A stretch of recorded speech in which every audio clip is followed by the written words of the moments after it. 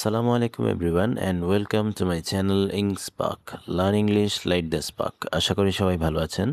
আজকে আমরা চট্টগ্রাম বোর্ড 2026 ইংরেজি দ্বিতীয় পত্রের 7 নং প্রশ্নে যে প্রেপোজিশনটি রয়েছে তার সঠিক ব্যাখ্যা সহ সমাধানটি দেখে নিব। ভিডিওটি না টেনে পুরোটা দেখার এবং চ্যানেলটিকে অবশ্যই সাবস্ক্রাইব করার অনুরোধ রইল।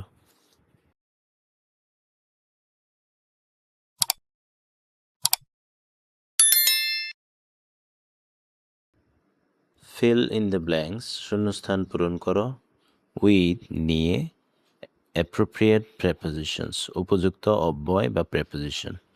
এখানে 5টি গ্যাপ রয়েছে। উক্ত গ্যাপে আমাদেরকে উপযুক্ত যে প্রেপোজিশনগুলো রয়েছে সেগুলো বসাতে হবে এবং প্রতিটি গ্যাপের জন্য 1 নম্বর করে মোট 5 নম্বর বরাদ্দ।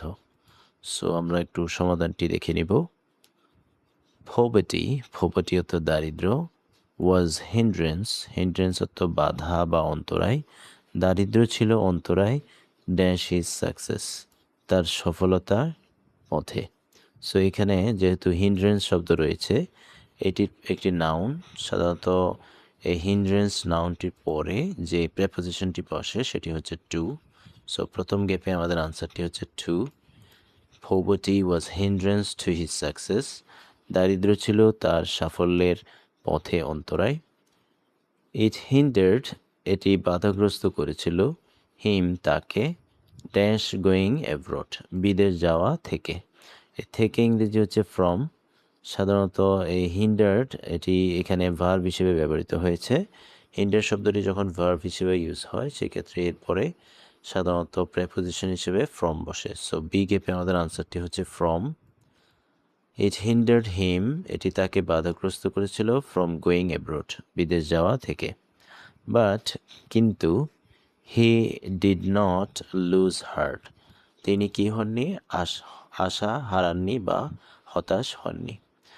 এরপর হি ওয়াজ হোপফুল, তিনি আশাবাদী ছিলেন, ড্যাশ ইজ সাকসেস তার সফলতার প্রতি বা সফলতার ব্যাপারে তিনি ছিলেন আশাবাদী। এই ব্যাপারে ইংরেজি হচ্ছে about.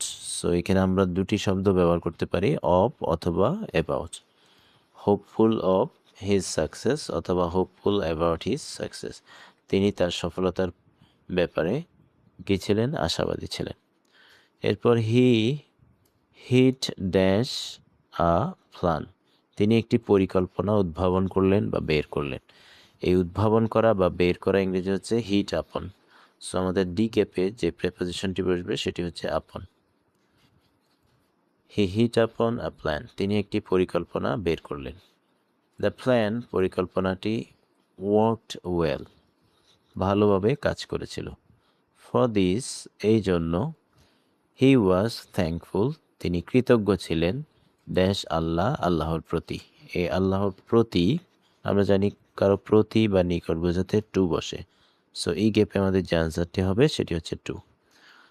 He was thankful to Allah, তিনি আল্লাহর প্রতি কী ছিলেন, কৃতজ্ঞ ছিলেন। সো এই হচ্ছে চট্টগ্রাম বোর্ড 2026 ইংরেজি তৃতীয় পত্রের 7 নং প্রশ্নে যে প্রেপোজিশনটি রয়েছে তার সঠিক ব্যাখ্যা সহ সমাধান। আশা করি ভিডিওটি তোমাদের অনেক উপকার আসবে। ভিডিওটি যদি ভালো লেগে থাকে তাহলে চ্যানেলটিকে অবশ্যই সাবস্ক্রাইব করার এবং ভিডিওতে লাইক, কমেন্ট ও শেয়ার করার অনুরোধ রইল। পরবর্তী ভিডিও দেখার আমন্ত্রণ জানিয়ে আজকের মতো এখানেই বিদায় নিচ্ছি। ধন্যবাদ সবাইকে। আসসালামু আলাইকুম।